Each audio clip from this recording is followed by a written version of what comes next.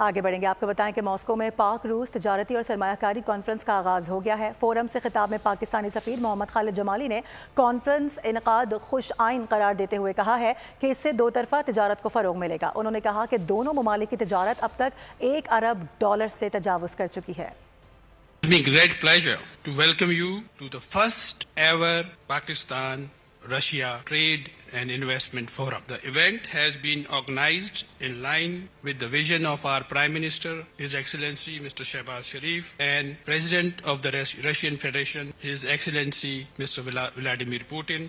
I am delighted to see such a large gathering of Russian businessmen. The forum is being organized for the first time in the 76 years of Pakistan-Russia bilateral relations.